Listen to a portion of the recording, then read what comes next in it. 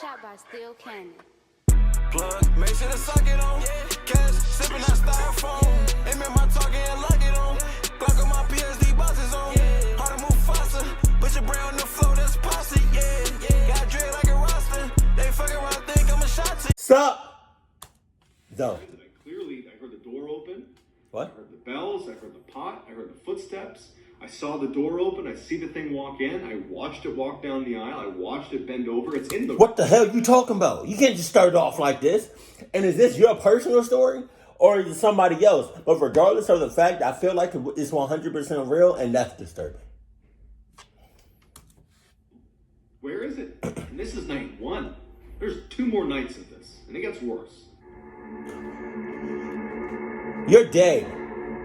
Episode 1. When I was 16 years old, I was an avid snowboarder. Starting from the time I was like 12 years old, I used to always go snowboarding with the same 2 guys. My 2 very close friends, Wolf and Nick. Every winter, me, Nick, and Wolf would go up to Nick's family's cabin that was up in the White Mountains in New Hampshire. Just snowboard, and it was great. Every time we went up to this cabin in New Hampshire, it would be me, Wolf, Nick, and then Nick's mom and dad.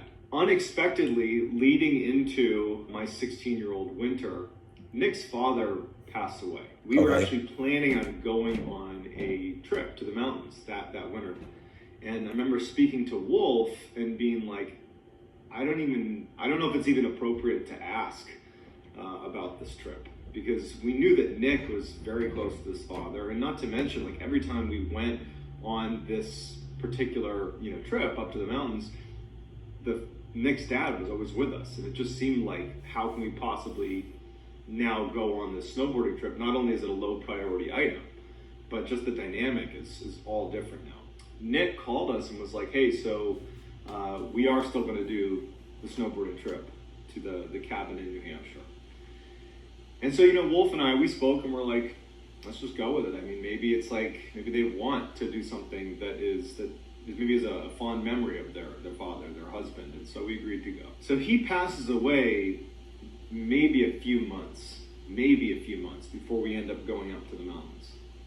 And so the grief was still definitely there, but also just, again, that the dynamic was it was like the elephant in the room, right? Like, as we're driving up, we drove in the same car. Me, Wolf, Nick, and then Nick's mom was driving. It was so apparent that Nick's dad was missing, because he was always in the car with us when we drove up. That's rough. Speaking from experience, having your mom or dad or both parents die, that's hard on anybody. Jesus, my condolences.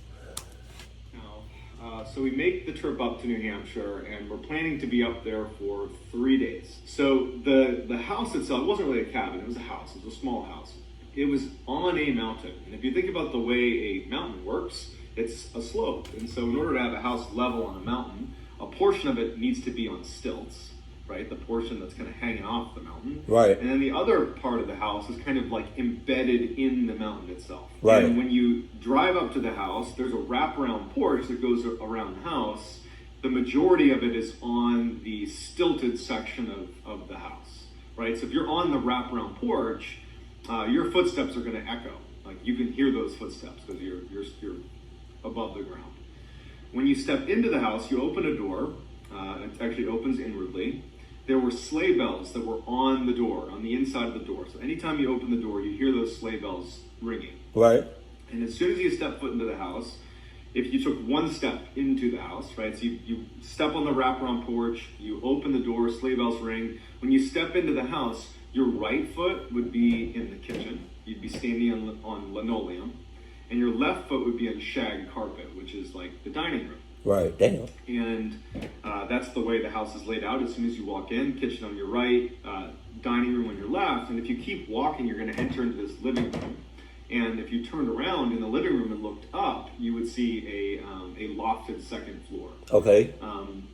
If you walk into the house, again, your right foot's in the kitchen, your left... Great storyteller. in the dining room, and you walked as if you were going into that living space, but stopped about halfway across the house, you could look to your right and there'd be one hallway. There's only one hallway. It's a small house. And this hallway is bringing you, call it, into the mountain. If you think about, again, the layout of the house, you have a portion of the house that's sitting in the mountain and a portion of the house that's on stilts. Well, this hallway leads into the section of the house that's in the mountain. Right. And if you go down this hallway and it turns left, it's a short little hallway, it brings you to one room. And that room is where me, Nick, and Wolf would stay every time we went snowboarding at this mountain. That room, if you go into it, it's a corner-fed room. You open the door, and immediately to your right is a bunk bed. I would always sleep on the bottom bunk, and Wolf would sleep on the top bunk. Our feet would be closest to the door. In the center of the room, with the remaining space, because this is not a big room, there was like a queen-size bed. It was a slightly larger bed that sat basically in all of the free space that was left over in the room. It was sitting right in the middle of the room, and that's where Nick would sleep. So basically the room was completely packed with 3 places to sleep and really not much else. Okay. There was a very small space between the queen-size bed and the bunk bed, so you could walk between those two, but that was about it. So that layout's very important, and you'll see why. We snowboard for the day, we come back to the cabin, and me, Nick, and Wolf decide we're gonna crash super early and get up early and have a full day of riding ahead of us, because we're avid snowboarders.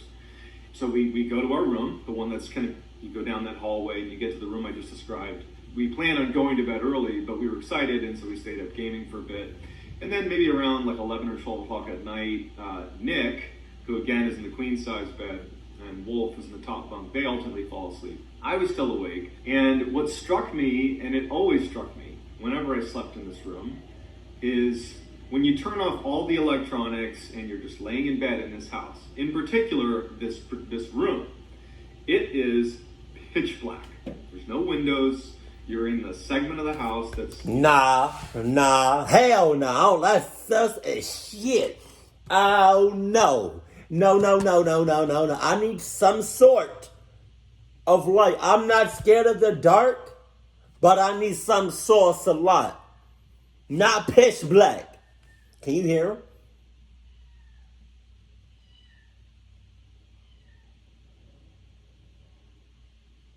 I don't know what's wrong with them. Like, they're eating. They have water. They got like a little play area.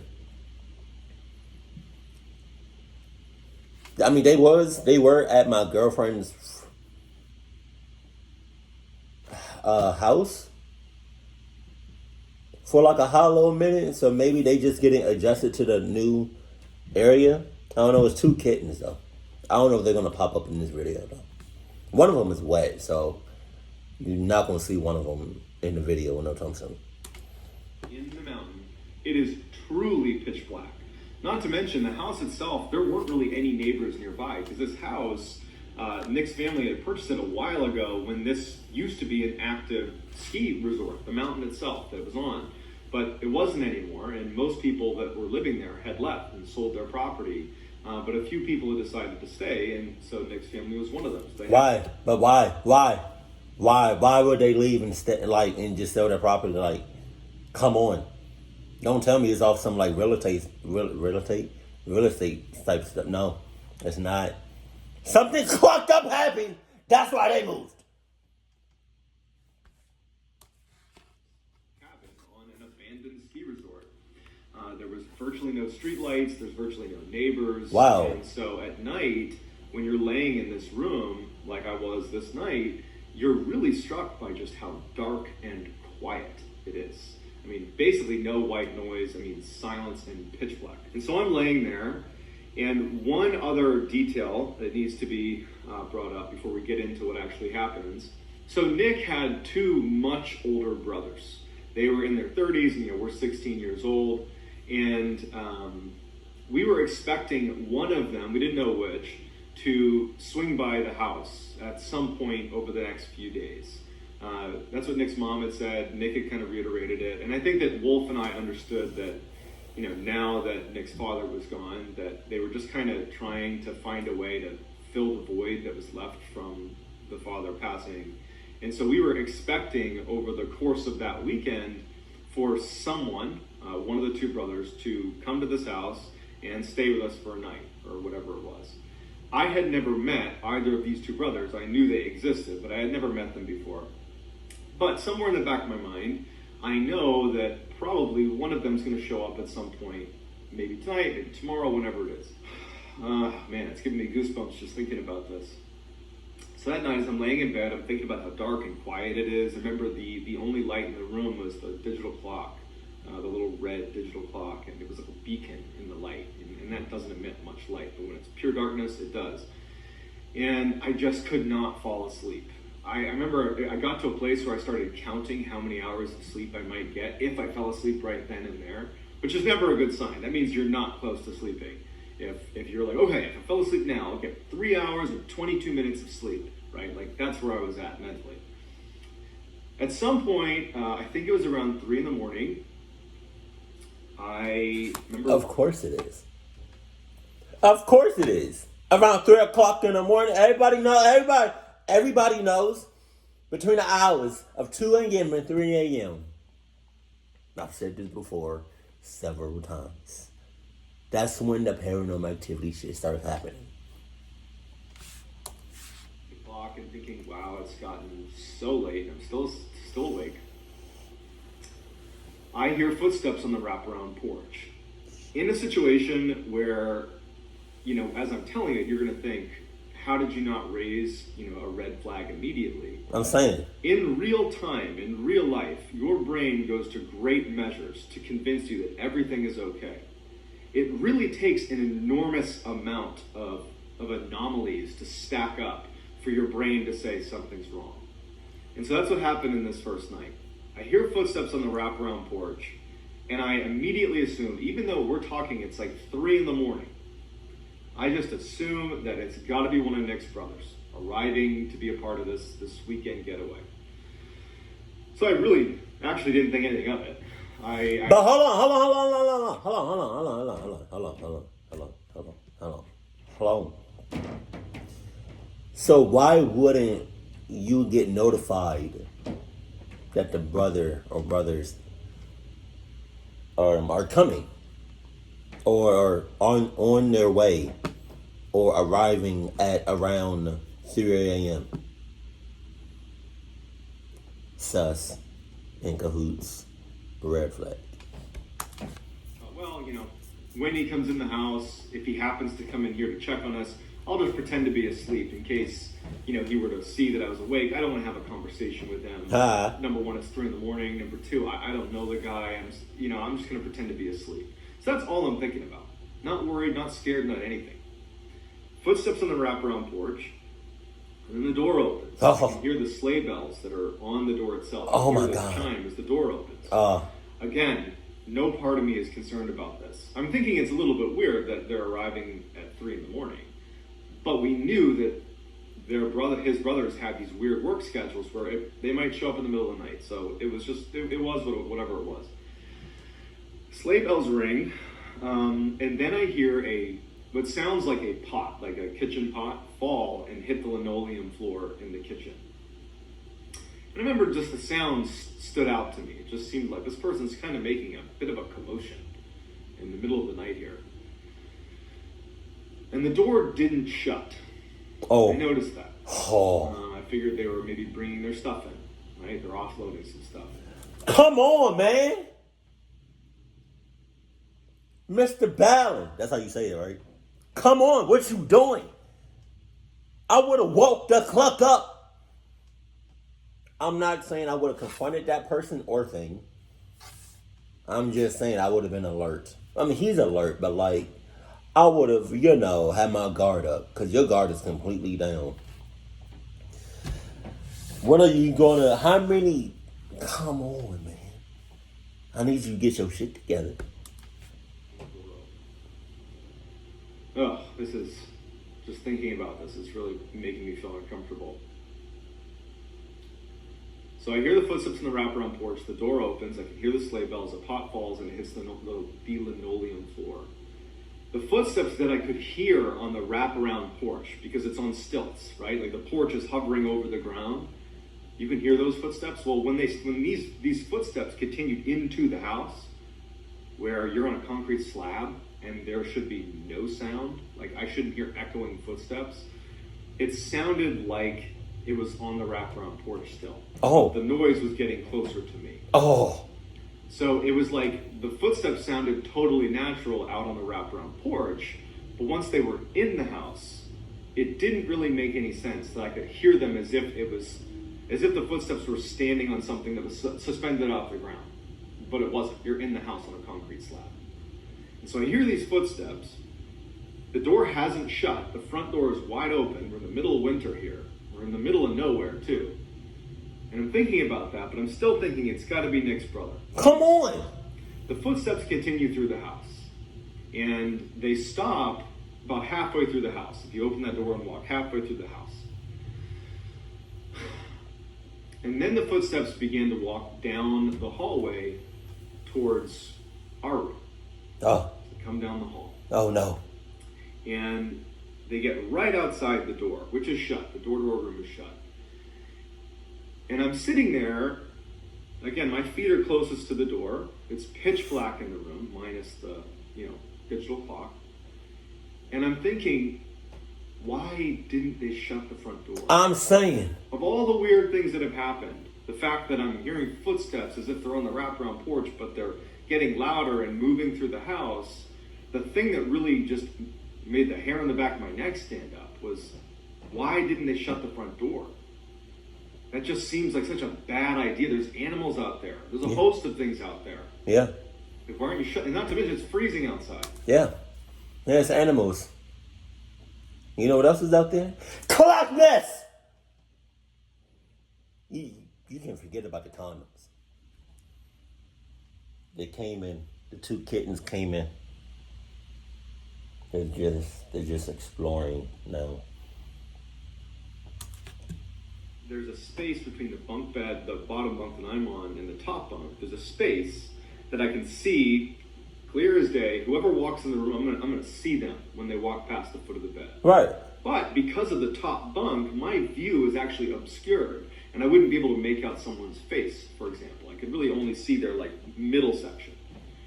And so when the door opens and this shadow figure walks into the room, which, by the way, I'm in a pitch black room, and I clearly make out a black silhouette. Damn! It walks into the room, and it's obscured, so I wouldn't have been able to see its head or upper body anyways, but its hips are so high that I can't...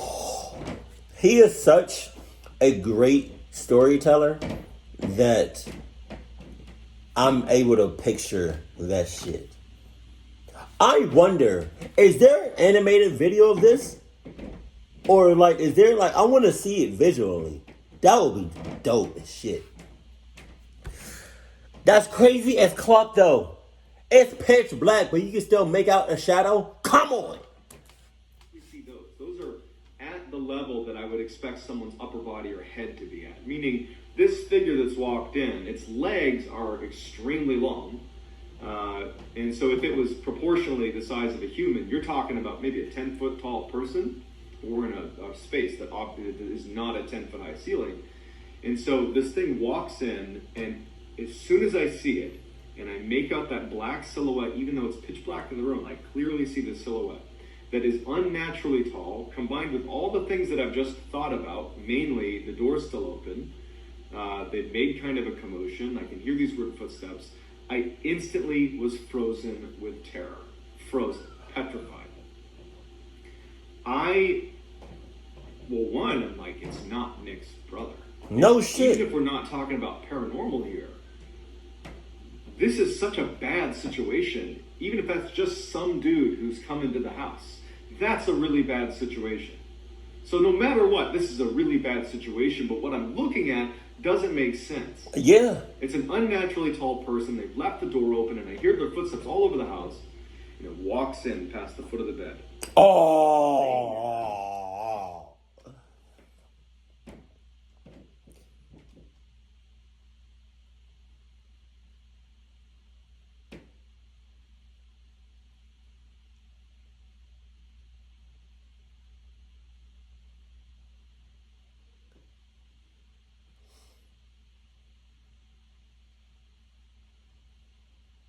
My eyes are getting watery.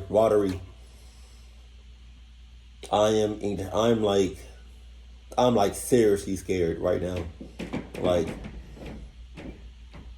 some of y'all have seen those types of reactions from me, and it's like y'all have seen like me go like, oh shit, ow, like scared like that, and then there's then you got the type of scared that is not like that all over the top, but internally you're scared.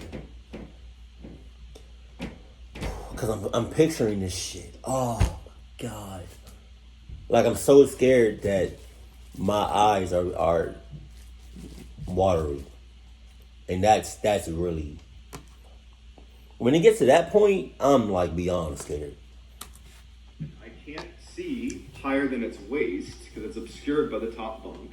And this thing makes this like facing movement, a military facing movement, and begins to walk down the aisle between the queen size bed in the middle of the room and the bunk bed where I am. And it's walking down right next to me, and I'm literally sitting there unable to move. And I remember thinking, I can't do anything. I'm truly frozen with terror. And all I remember thinking is, whatever happens, just don't bend down and look at me. It'll ruin my life. If this thing so much as looks at me, that's it, I'm done. You're as rats. So it walks down the aisle, and it's right next to me. I'm literally frozen. And it does another quick movement, but it's facing away from me now. Oh shit. Facing towards Nick in the center of the room. I wonder, while it's doing all of these movements, if it's quiet. If that thing is quiet or is making, I would think it's quiet, because I think if it's making noise, it would have woke the other two friends up. Onto and then down through Nick's bed. Oh.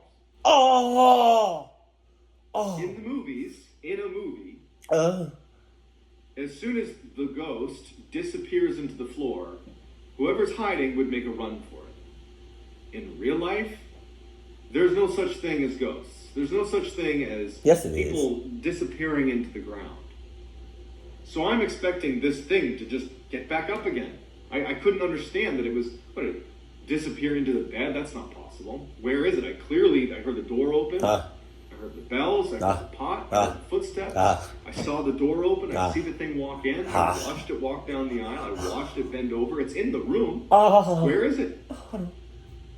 And for hours, all night, I laid there absolutely petrified, expecting this thing to come back up and just look at me. That was my biggest fear, is whatever this thing was, I did not want it to look at me. So that was the worst. I'm laying there frozen.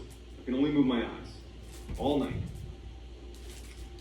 Finally, I hear Nick's mom out in the living room making coffee.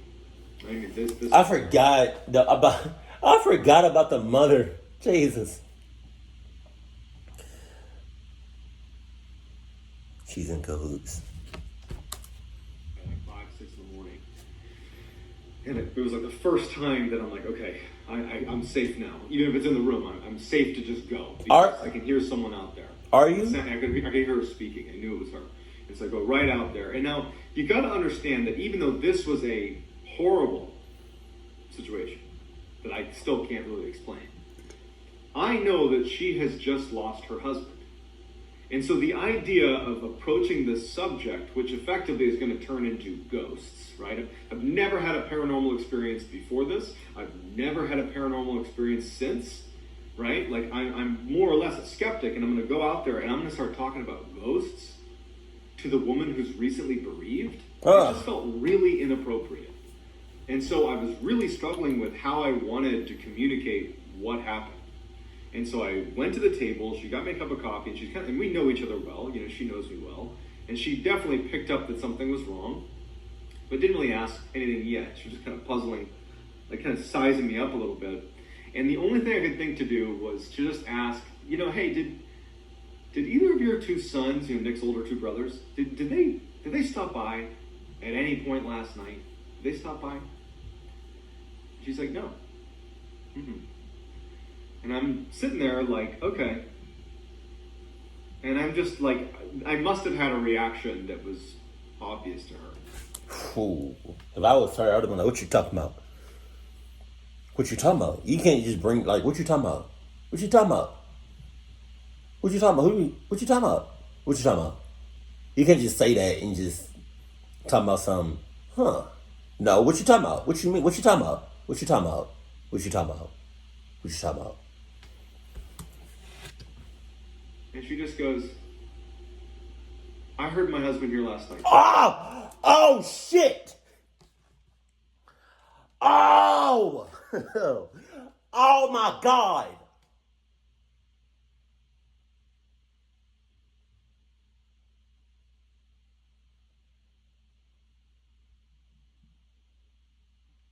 Oh, my God!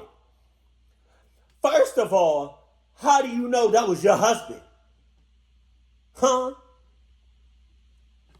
You sus, icka-hoots, and sus-hoots. I don't want to hear nothing you gotta say. I'm out this bitch.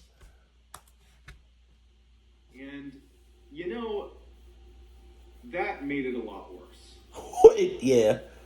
Because on the one hand, you have a situation where she is confirming something that part of me hopes is a bad dream. Number two, she's now saying it's her husband. And so I intuitively assumed that she has somehow figured out what I'm stressed about, that probably isn't real. And because she's grieving, she's created a story where her husband is now in the house. Oh my God. Looking over us. I really believe that she didn't hear anything. That she just somehow understood that I had this weird feeling and she turned it into oh, my husband's in the house. And I just couldn't ask any more questions at that point. I felt like I had set her up for this awkward exchange. I felt really bad that that was the discussion we were having.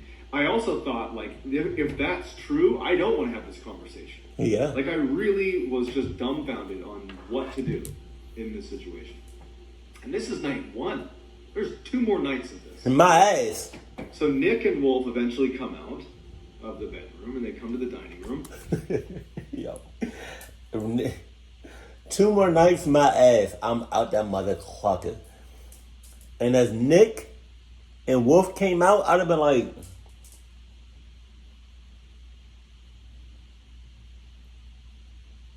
what's up, Nick and Wolf?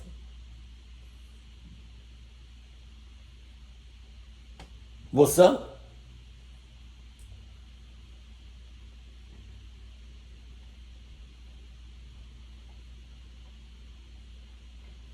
What's up? And the same way I felt reserved talking to Nick's mom about what happened, I had the same feelings about Nick because it was his father. And I also just felt like that would be inappropriate.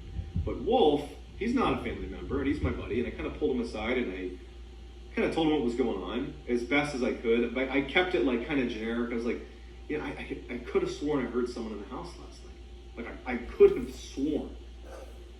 And he's like, yeah, you're probably dreaming. Huh. That's Oh God. Whoo. I thought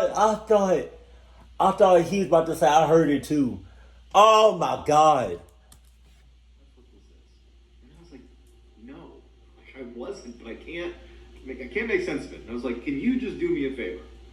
And at this point, Nick actually overheard the conversation, and I very much kind of cut ties with what I was talking about. I was like, yeah, I just thought I heard something last night. It's just me freaking myself out.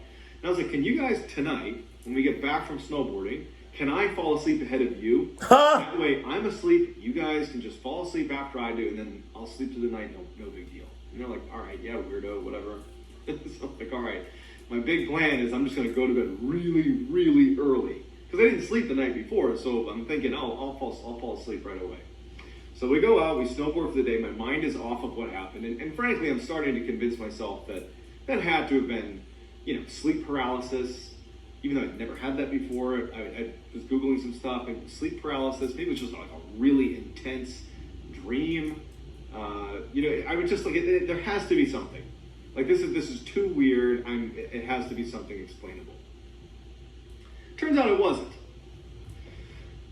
We get back from snowboarding, and I am immediately going to bed. Pretty much immediately. It was like maybe 6 o'clock. I was like, I'm going to bed. And I get in bed, and all I'm thinking about is what happened the night before, and I can't fall asleep. Eventually, Nick and Wolf, they come in the room, and they're trying their best to stay awake so that I can fall asleep, but it's getting later and later, and I can't fall asleep. And now I'm back to that, like, okay, if I fall asleep now, I get 6 hours of sleep. And they finally just said, hey man, I'm tired, I'm going to bed. So they both fall asleep, and I'm awake. Oh my God. And I was so upset with myself. Like, you screwed yourself. Why didn't you just fall asleep, you dummy? And I remember the only thing that I did that really made this real, looking back at it, is I put a knife, like a kitchen knife or something, in the springs above me. So I'm in the bottom bunk, like basically right under the top bunk. I put a knife in there. And I'm laying in bed, and I'm constantly looking over at the digital clock. And it was probably around 3 a.m. It was late enough that it was like, okay, this is about the time that happened last night. And my heart just sunk when I heard those footsteps on the wraparound porch. Again? They sounded the same as they did the night before. I was like, that has to be one of Nick's brothers. The door opens, I hear the sleigh bells, I hear the frickin' pot fall on the ground. It was like deja vu. The exact same thing is happening. And these footsteps start walking through the house. And again, referencing how movies would portray this. What's the point? The person who's me in the movie. I mean, he's probably going to explain it, but what's the point of the knife? Okay, I'm going to get this knife, and I'm going to position myself over here because I know what's going to happen, and I'm going to protect myself. In real life, I'm like, this thing's going to be in my room, potentially. It happened last night. It's apparently happening again. Please, for the love of God, don't bow into me. Yeah. The way it bowed into the floor the night before. Don't look at me. It will ruin my life if some entity just engages with me, just looks at me. That will ruin my life. This thing walks down the hall, and I hear those footsteps coming down the hall. And just pretend for a second, forget the paranormal aspect. Pretend it's the middle of the night in the middle of nowhere, and a stranger is walking around your house. That alone is horrifying. Footsteps come right outside the door, and I'm looking at the knife that's right underneath the bed. And I'm petrified. I cannot move. I'm drenched in sweat. Just from the few seconds that it's taken this thing to go from the door to the front of my bedroom. Because I know what's happening. Again, it's happening again. I'm not crazy. It's just happening again. What the F is this? And I'm petrified. I can't reach. I'm so worried about making any noise that would alert this thing that I'm here. That I can only move my eyes. And I remember even thinking that I shouldn't move my eyes too quickly because it might hear that. Like, this is a primal level of fear. The door opens, it walks into the room, goes right past the foot of my bed, and I'm, again, petrified. It walks down, after making its facing movement, it walks down the aisle between me and Nick. And I remember what happened the night before, where it folded into Nick and disappeared, and I'm just thinking to myself, please don't turn and bow into me. Please, whatever happens, just don't do that. So it turns away from me and does the same thing it did the night before, folds onto Nick and disappears into the ground. Is that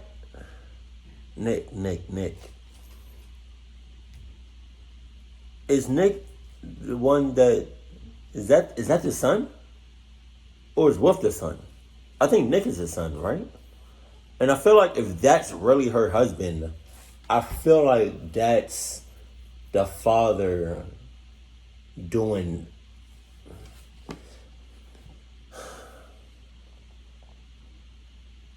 something to his son, if that's the case. Because ain't no way in the world it's going to do that again to the same person twice in a night. Hey! Moonlight. Moonlight.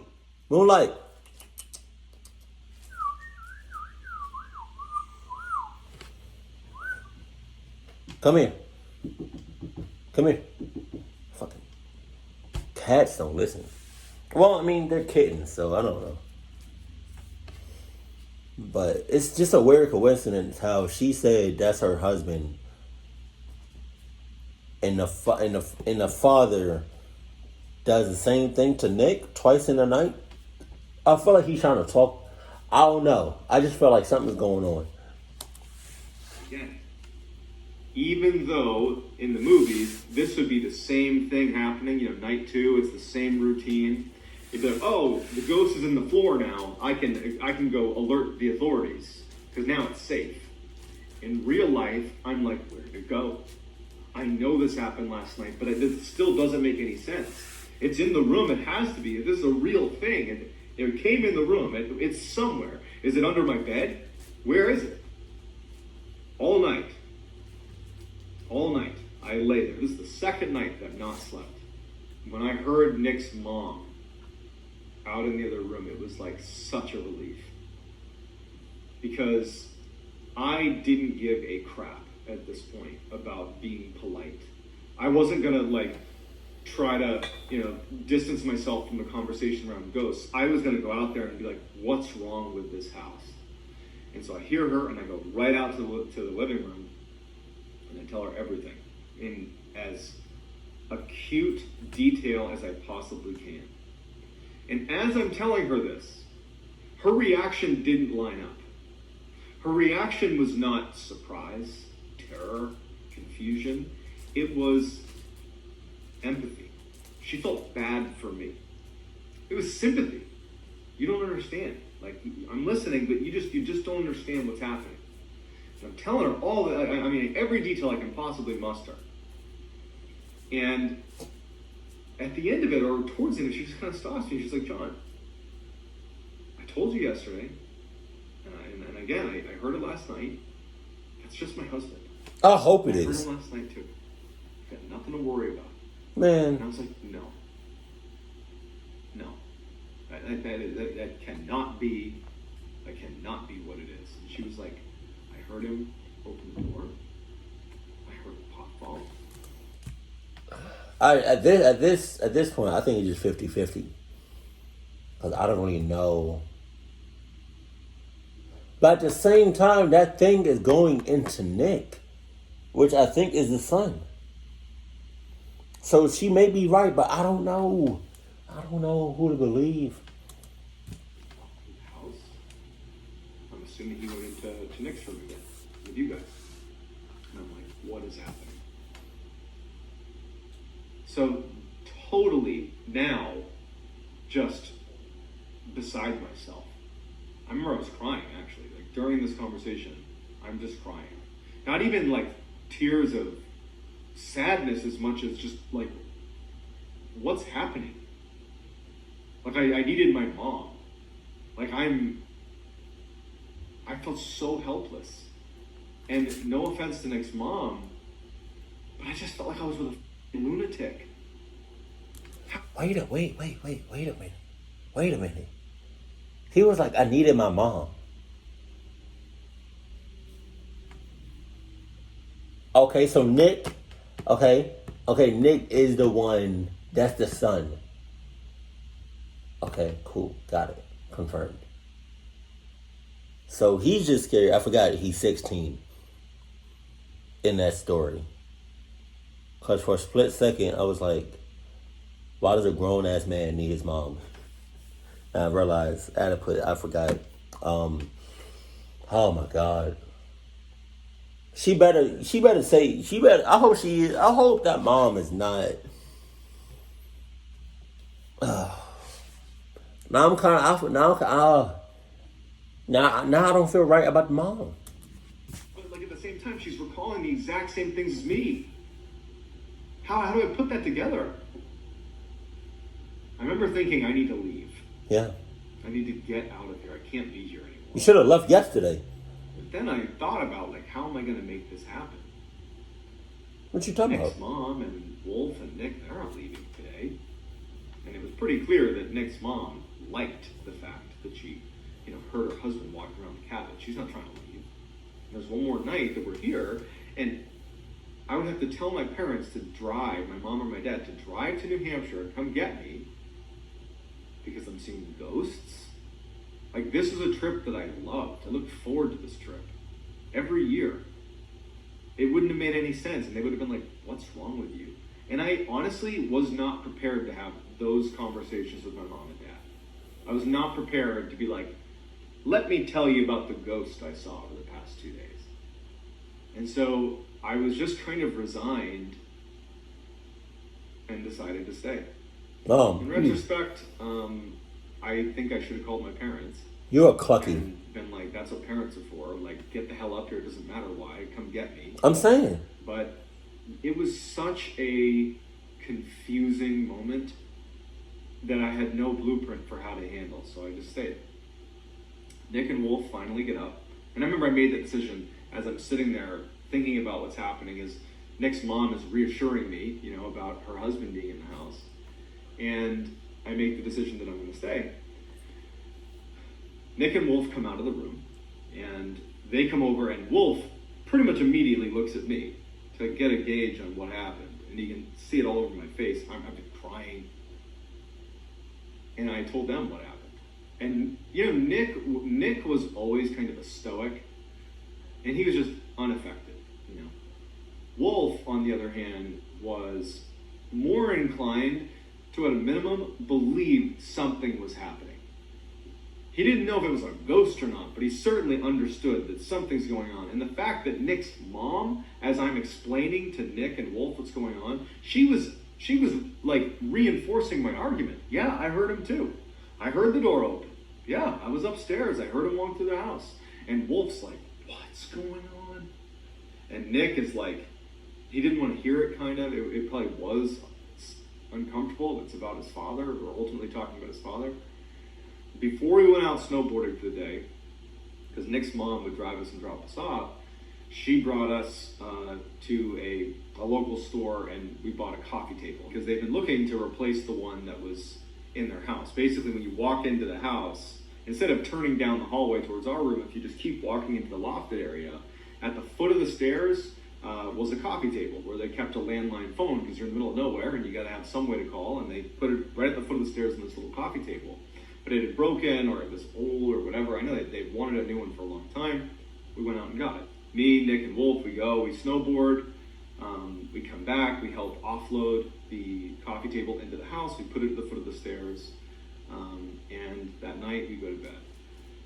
I was ruthless in trying to keep Wolf and Nick awake. I mean, I wasn't even trying to make jokes out of it. I was like straight up kicking the bunk, like kicking Wolf's bunk, like literally shaking Nick. I was doing everything in my power to keep them awake because I couldn't sleep. I'm terrified. It was like the opposite of how excited you get before Christmas and you can't sleep. It was like the opposite of those feelings, but you still can't sleep. It was like, this is the worst night of my life. And also, the nail in the coffin, if you will, is during the day that day, we found out that neither of Nick's two brothers were going to be making the trip. Wow. They weren't going to make it. So no one's going to be at the house. No one should be at the house except for us. And so that night I'm laying there, and after all my attempts to keep Nick and Wolf awake, they fall asleep. Everyone's asleep. The house is pitch black. It's silent. And around 2, 3 in the morning, I'm getting goosebumps just thinking about it. I hear those footsteps on the wraparound. So wake him up. The door opens and I hear the sleigh bells ringing on the door. Wake him up. A pot falls on the ground, and the footsteps walk into the house. And this is the third time that this has happened. So in a way, this was the first time that I was expecting something to happen. For it to walk down the hall, to come in the room, to come next to me, fold into Nick, and then that's it. This was the first time I had a little bit of, call it security, that something was going to happen, and I understood what was going to happen. I didn't understand it, but I expected something to happen. But this was not the case. Oh. It walked into the house. Everything was the same. It walked into the house, but instead of going down the hallway towards our room, it kept walking into the lofted area. And the lofted area, from where I was laying, my foot's at the door, my head's back here, the wall straight, if I like sat up in bed and looked straight, the wall right there led into the area where this thing was. Right. So I'm basically, if there wasn't a wall, I'd be looking dead at this thing. God damn. And I'm waiting for it to walk through the wall. As crazy as that sounds, I'm just anticipating something coming through the wall. After a long pause of it being in that lofted area, I hear it go up the steps. Listening to the creak of the steps as it goes up the steps. Oh my God. It makes my skin crawl. It's making me like emotional thinking about how terrifying that was. Walks up the stairs, and now it's above me. Oh! And if the past 2 nights are any example, this thing has sunk into the ground 2 nights in a row and disappeared. Oh my God. And so now my fear is it's going to literally come through the ceiling, through the bunk, onto me. The sound stopped when it was upstairs. Got upstairs, and that's where Nick's mom slept. Oh my I God. laid in bed, petrified once again. I got my stupid knife sitting in the underside of the bed above me. And hours and hours of waiting for my literal worst nightmare to come true as some entity comes through the ceiling and goes into me. Or even just if it was like onto Nick, if it came through the ceiling and if out of my peripheries I'm watching like this beast come through the ceiling and float down and into Nick. It's just, these thoughts in my head, they didn't make any sense. They were terrifying, but they were happening. I laid in bed and I couldn't fall asleep. I was now coming up on 3 days without sleep. So at some point that night, I did fall asleep, probably just out of sheer exhaustion. At some point in the morning, early morning, now probably like 5 in the morning, I wake up again and I can hear Nick's mom. It didn't sound like she was making coffee. It sounded like something was wrong. I couldn't place it, but it just sounded like she was acting emotional somehow. I couldn't tell if she was crying or not. But now it's like it's the morning, it's my last day, I'm leaving today, I'm up, I'm out. And as soon as I walk out of the hallway and I look to the left into the dining room where I expect to see Nick's mom, and she's not there. And she's actually over at the foot of the stairs in the lofted kind of living room area next to this new coffee table we had just put in. And she's standing over this coffee table at the foot of the stairs where the entity had been the night before, the one deviation from the other 2 nights. And she's crying. Come here. She points to the coffee table. And she's down on her knees looking at the table. And now I can tell she's probably crying tears of joy. Because scratched into the coffee table were the words, "I love you." I was like, I'm done. That ended my friendships with certainly Nick. Wolf to a lesser degree, but I stopped snowboarding. I didn't go back to that cabin, even though I know Wolf did the next year. The theories about what happened, Nick's mom, it's possible she could have created a narrative, made it about her husband, and then she could have just as easily scratched that into the table. The "I love you," that could have been her. It's also possible that she had sleep paralysis and I had sleep paralysis, and somehow we synchronized and had the same vision and she scratched on the table. Or, to be honest, what I believe, that was a ghost and that it interacted with the physical world and it did walk around the house. It did carve "I love you" into that table. It's the only time in my entire life that I've had anything happen like that. I don't have any other paranormal stories before or after. That's it. I hope you enjoyed that. I'm going to continue to do long versions of my ghost stories and scary stories that I find that I've been posting on TikTok. I'm going to do long versions of those on this YouTube channel. That's going to be the new direction for this channel. If you have a great ghost story, please DM me on Instagram. My handle is John B. Allen 416, JOHNBALLEN 416. Send me your story on Instagram. You can also hit me up on TikTok. That's MrBallen. And that's gonna do it, guys. I hope you enjoy. Ballen.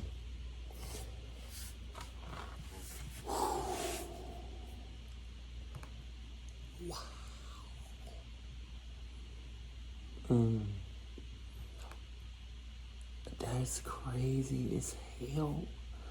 I had a dream like that. Not like that, but that's crazy as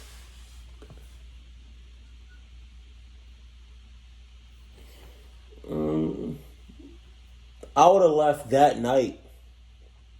I promise you that.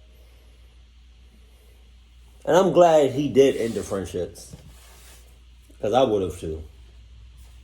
Congratulations on your part, my man. But, oh my gosh. That was a great ass story. That was, I'm like... Does he have any more stories like these? That'd be nice to know.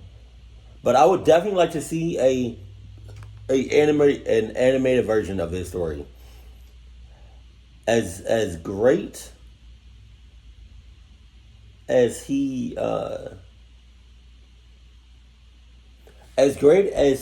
described his story, somebody can easily make an animated story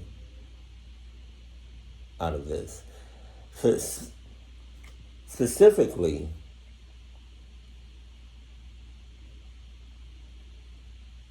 Llama Arts could do this. Wansi could do it, but as far as like animation at a certain level, I think Llama Arts could do that. I would definitely react to that, but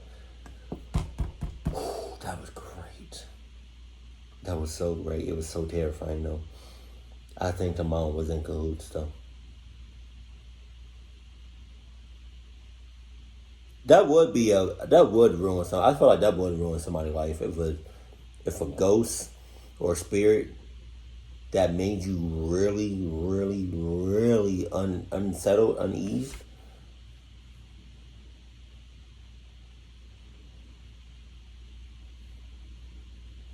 That and looked at you, I feel like that would have been raps. Yeah, god damn. No, but I got chills, man. That was great, but scary at the same time. Oh my god. Keep it cool, keep it classy, and I love you, stay happy. My family.